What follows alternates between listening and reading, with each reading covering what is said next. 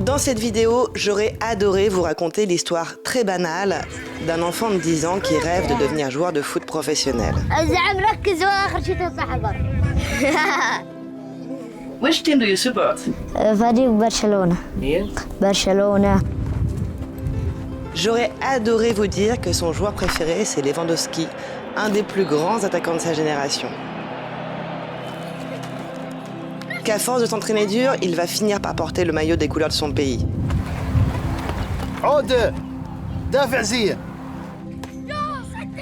Mais malheureusement, c'est pas du tout cette histoire que je vais vous raconter. Can you tell us what we hear? هذه طيارة F-16 هذه من الحرب كانت دائما تكون بتمشي فوق. Parce que ce petit garçon qui s'appelle Odé va voir son destin basculer très bientôt. Alors, je prends juste une petite minute pour vous parler du sponsor de cette vidéo qui est Inconi. Vous le savez, je ne peux pas financer mes reportages autrement qu'avec des sponsors. Donc, un grand merci à Inconi de m'avoir suivi sur un sujet aussi compliqué. Et ce sponsor, il me permet aussi de vous parler d'un risque d'internet auquel on est aujourd'hui tous et toutes confrontés sans vraiment s'en rendre compte. En fait, à chaque fois que vous téléchargez une application, créez un compte sur un site ou remplissez un formulaire, eh bien, vous laissez des informations personnelles sur ce site. Et ce que peu de gens savent, eh bien, c'est que ces informations, ensuite, elles sont revendues à ce qu'on appelle des courtiers en données. Alors, c'est quoi un courtier en données? En fait, ce sont les entreprises qui revendent vos données personnelles à d'autres sociétés qui vont s'en servir pour vous envoyer des publicités ciblées, parfois adapter certains tarifs ou encore vous classer dans des catégories très précises comme la catégorie jeunes parents, personnes âgées, personnes en difficulté financière. Leur objectif, c'est de pouvoir cibler ces groupes de population et des publicités ou des offres très spécifiques. Et ça peut aussi évidemment alimenter le démarchage téléphonique, vous savez, ces appels insupportables qu'on reçoit toute la journée. Alors, selon la loi française, vous avez le droit de demander la suppression de ces données. Le problème, c'est qu'il faut déjà savoir quelle entreprise les possède, puis les contacter une par une, et il y en a des centaines, voire des milliers. Alors c'est justement là qu'intervient Inconi. En fait, en vous inscrivant, vous leur donnez l'autorisation d'agir à votre place. Ils identifient très précisément quelles entreprises détiennent vos données et leur demandent automatiquement de les supprimer. Moi, personnellement, ça fait maintenant plus de 2 ans que j'utilise Inconi. Leur service a déjà supprimé mes données de plus de 224 bases, et on peut voir ici que ça m'a évité environ 168 heures de démarche à faire moi toute seule de mon côté. Si vous voulez reprendre le contrôle sur vos données personnelles, vous trouverez un lien en description qui vous permet de bénéficier de 60% de réduction avec le code Camille60. Et maintenant, revenons au reportage. La première fois que je rencontre Odé, il passe ses vacances d'été dans son village avec ses parents et ses 6 frères et sœurs. Il vit dans cette petite maison.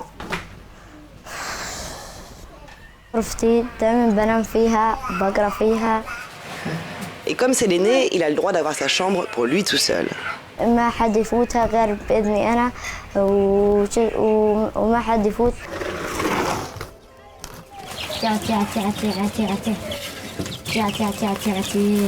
Au premier abord, on dirait qu'Odé mène une vie normale d'un garçon de son âge. C'est les vacances d'été, donc il se lève et évidemment, il va tout de suite s'entraîner avec ses amis.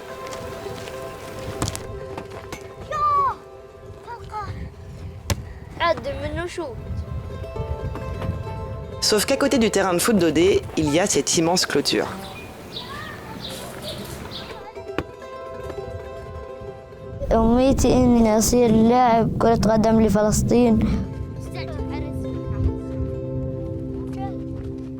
Cette barrière jaune, c'est là où s'arrête le monde d'Odé.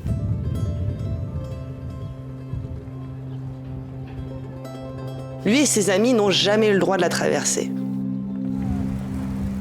You see the world only through a fence. How do you feel? والله شعور ممل بصراحة. إحنا محاصرين من كل مكان، ما بنقدر نلعب فوق لما تخش الطبل ما نقدر نطولها. هم لو بدهم يلعبوا فوتبول الطبل لو بدها تخش في أرضنا غير بيجيبوها.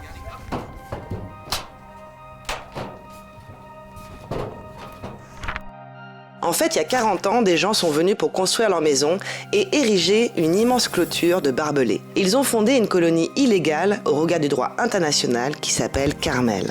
D'année en année, de nouveaux habitants s'installent sans autorisation un peu partout autour du village d'Odé. Ils veulent toujours plus de place, toujours plus de terre et même toute la terre. Ils aimeraient raser le village d'Odé pour s'étendre toujours plus.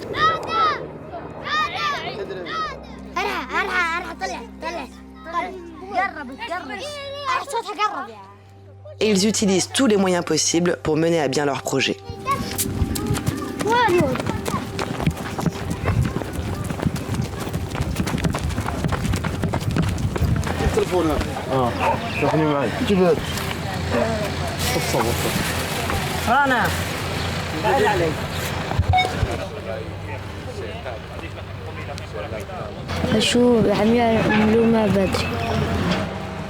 Quand Odé joue pas au foot, il filme les hommes armés qui menacent son village.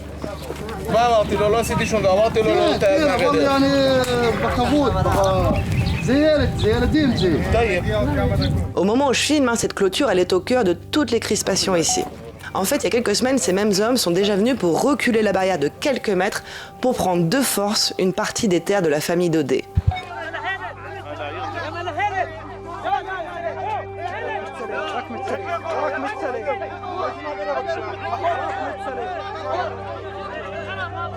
Les habitants du village, évidemment, ils essayent d'empêcher ça, mais c'est hyper risqué parce que s'ils se défendent, eh bien, ils peuvent être arrêtés et emprisonnés. Mais pourtant, même les enfants comme Odé essaient de les arrêter. D'ailleurs, c'est lui que vous voyez sur cette vidéo avec un t-shirt rouge et qui s'interpose. You're only 10 years old. Why do you take all that risk? لأن الحين أنا بعتقد إني رجل كبير في هاي الأوضاع مثل إعمامي عشان إعمامي إذا مثلا اعتقلوهم أنا بكون بدال واحد منهم أو شيء كثير.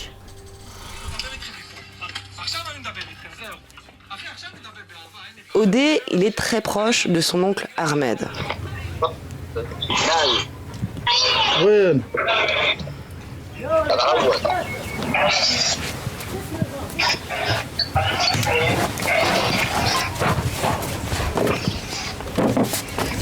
هو السيارة ولا ايش؟ This is army pickup truck. عودي. تفضل.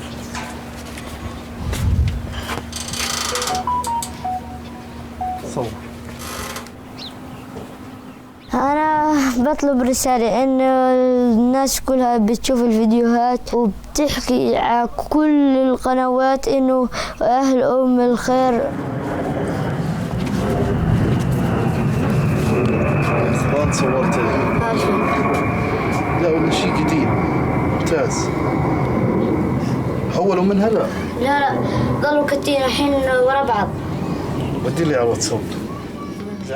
Et à travers les vidéos que lui et son oncle filment, on peut facilement comprendre leur quotidien. Odé, il doit marcher tous les jours quelques kilomètres pour aller à l'école, et très régulièrement, sur le chemin, il est intimidé et menacé par des hommes avec des bâtons. Cette année, pendant 3 mois, le chemin de l'école était même carrément coupé par du barbelé, avec des hommes en tenue militaire qui envoyaient des gaz lacrymogènes sur les enfants qui voulaient aller en classe. بالنسبة لأبوي يقول لي ابعد عن المستوطنين وثق وانت بعيد عشان ما تتأذى وحتى الوالدة تحكي هيك. أنا عندي عادي بس إيش المهم إنه القرية تبقى بأمان. Ces hommes que vous voyez dans ces vidéos font tout leur possible pour rendre insupportable le quotidien des habitants du village d'Odé. Ils viennent des avant-postes. Alors les avant-postes, ce sont des fermes, des campements où vivent des familles israéliennes qui s'installent là sans aucune autorisation. C'est illégal même au regard du droit israélien et leur but est simple, coloniser le plus de terres possible.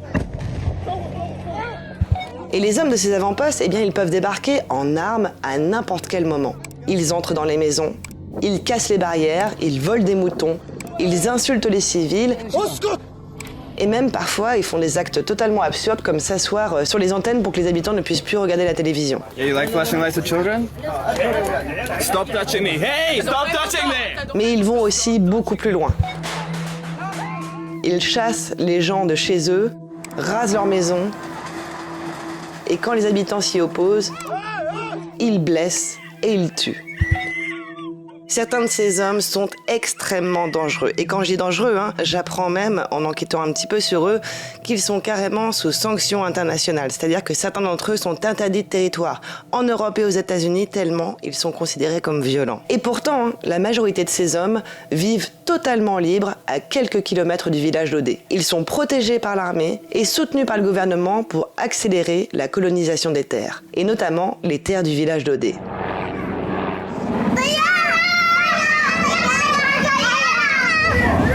صاروخ ولا طيارة؟ الطيارة أعطوا الطيارة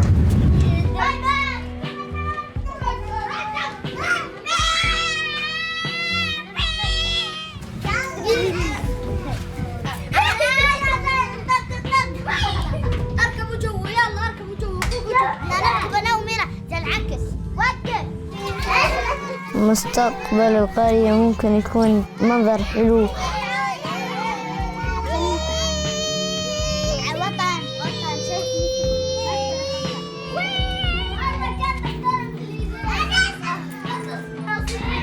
بس اللي بيخرب المنظر الشمع نعطيه لما يجي هون.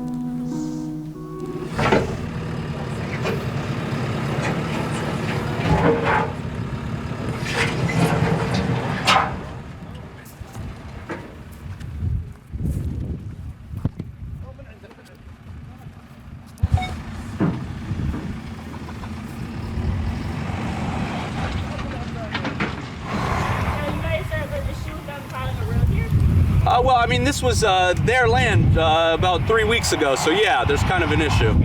Where are you from? Right outside of DC. Are you here on a tourist visa?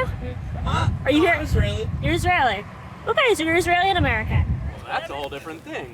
En fait, ce que je découvre sur place, c'est que grâce aux vidéos qu'Odé et son oncle publient sur les réseaux sociaux, eh bien des militants pour la paix viennent du monde entier pour tenter de les protéger. Ça crée parfois des situations improbables où des citoyens américains, donc d'un côté cette femme qui est pour la colonisation, de l'autre cet homme qui est contre la colonisation, qui se disputent à des milliers de kilomètres de chez eux, à travers la barrière d'un minuscule village bédouin, avec au milieu Odé, 10 ans, qui ne comprend pas un mot d'anglais.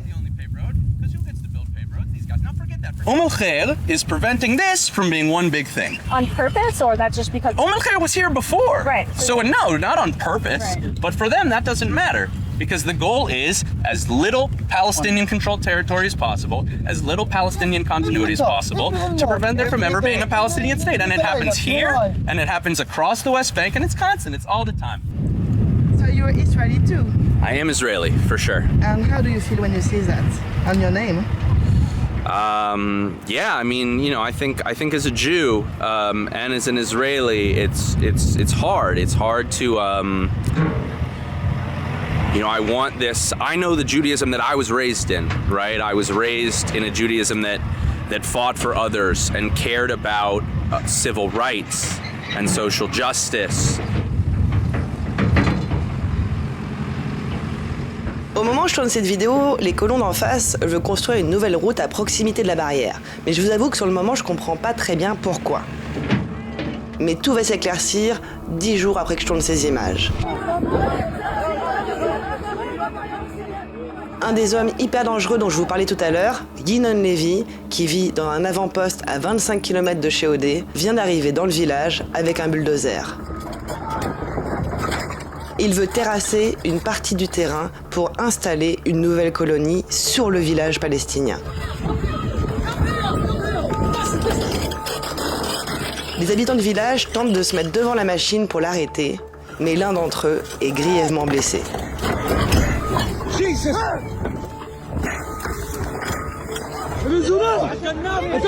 Yinon Levy est armé.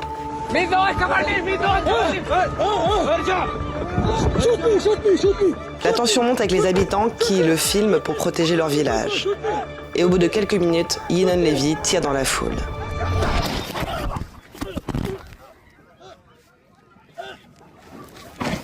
Un des hommes qui filme vient d'être blessé par le tir de Yinon Levy. C'est Aodé Lataline, un professeur d'anglais militant pour les droits de l'homme de 31 ans.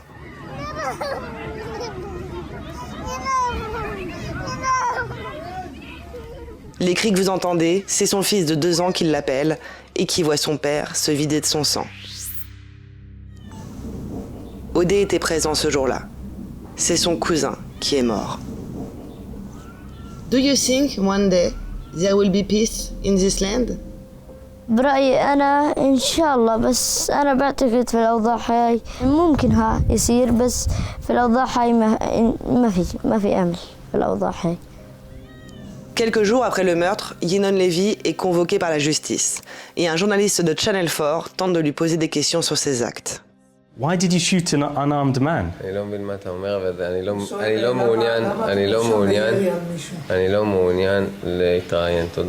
But why are you driving Palestinians off their land? Many people would see you as basically a racist, violent thug. You have nothing to say in response?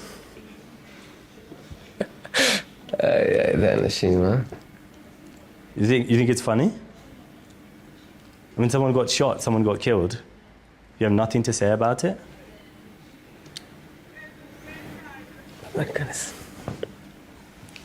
Huh?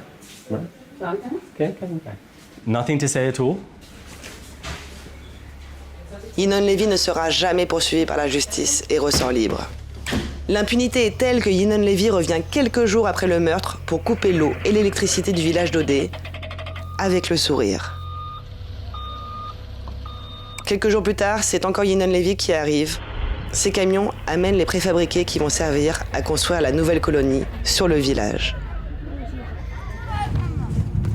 Et malgré tout ça, Odé il n'a pas abandonné ses rêves de devenir joueur de foot professionnel.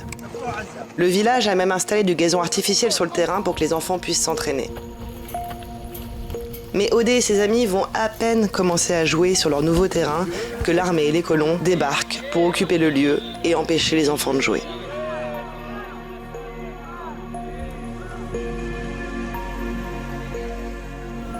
Do you think maybe your life would have been easier if your parents had moved away from here? المستوطنين بعتقد انهم يجوا هون عشان يرحلوا الفلسطينيين عن فلسطين وتكون دولة يغيروا اسم الدولة من الخوارط يكتبوا بدال فلسطين إسرائيل بس إن شاء الله ما يصير هذا الإشي نضلنا صامدين وما نطلع وما يصير هذا الإشي. Le 14 juillet 2026, c'est la Coupe du Monde, le moment préféré dans la vie d'Odé. D'ailleurs, la France affronte l'Espagne, qui est son équipe préférée. Mais ce jour-là, il ne peut pas regarder le match parce que sa maison est sous ordre de démolition.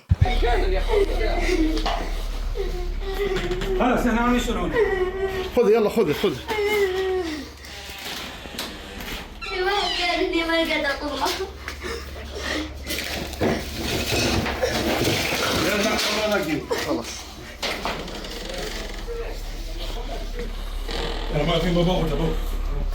لا خذ المعقاد. L'armée israélienne est là. Odé sauve ses ordinateurs et ses disques durs parce que toutes les preuves qu'il a filmées depuis des années sont dedans.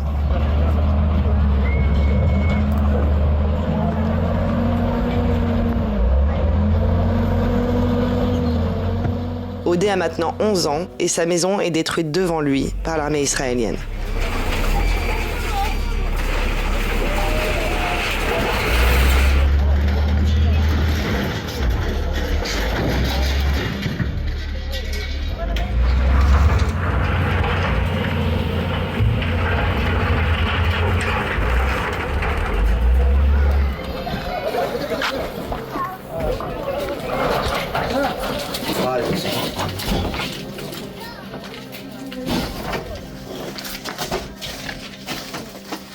Ça ressemble à ça, l'été d'un enfant palestinien qui vit dans les territoires occupés et qui subit la violence d'un gouvernement d'extrême droite. Alors je voulais vous parler un peu des conditions de ce tournage parce qu'il a été réalisé dans un cadre un petit peu particulier. En fait, à la base, j'étais en Palestine l'été dernier pour tourner une séquence pour le documentaire de Charles Villa sur les enfants palestiniens qui s'appelle From Gaza with Love. Israel killed more than 250 journalists. There's 20% chance that I'm getting killed and the family. أنا عشان ضعف مع إنه كثير دمان. بس كنت أحبها. Si vous ne l'avez pas encore vu, vraiment foncez, c'est un chef-d'œuvre. Et à la base, Charles, il voulait raconter l'histoire de plusieurs enfants palestiniens, à Gaza évidemment, mais aussi en Cisjordanie en tant que réfugiés, et du coup on était plusieurs reporters à filmer dans le monde entier, mais il y avait tellement de matière qu'il a dû faire des choix au montage, et c'est pourquoi cette partie que j'avais filmée n'était pas dedans, mais j'étais tellement touchée par le destin d'Odé que je voulais absolument vous raconter son histoire, et donc on a décidé avec Charles de la diffuser en collaboration sur ma chaîne. En tout cas, merci beaucoup d'être resté jusqu'au bout. Comme vous l'avez sûrement remarqué au début de cette vidéo, eh bien le reportage est disponible sans publicité sur mon Patreon, et d'ailleurs ce sera le cas de toutes les prochaines vidéos. Alors pour celles et ceux qui ne le savent pas, Patreon c'est une plateforme de financement participatif. En gros, contre un petit abonnement qui commence à partir d'1€, eh bien je vous propose plein de choses en exclusivité sur cette plateforme. D'ailleurs, si vous avez des questions à propos de cette vidéo en particulier, ce lundi vers 13h, je vous propose un live pour tenter de répondre à toutes vos questions. Ça va d'ailleurs être mon premier live sur cette plateforme. Donc je ne suis pas encore totalement sûre de maîtriser l'exercice, c'est pourquoi je décide de le faire entièrement gratuit pour tout le monde. Je vais essayer d'en faire à peu près un par semaine, soit pour faire des débriefs de documentaires qui sont récemment sortis, ou bien pour faire des Q&A tout simples. Et pour vous expliquer un petit peu, le but de ce Patreon, eh bien, c'est d'à terme trouver un moyen stable de financer mes reportages, parce que c'est pas le cas aujourd'hui, pour continuer à les proposer gratuitement sur YouTube et qu'ils soient accessibles à tout le monde. Donc ne vous inquiétez pas, si vous n'avez pas les moyens de me soutenir, c'est pas du tout grave, parce que vous pouvez commenter, liker, booster cette vidéo, et c'est déjà énorme. En tout cas, un grand merci d'être resté jusqu'au bout. À très vite.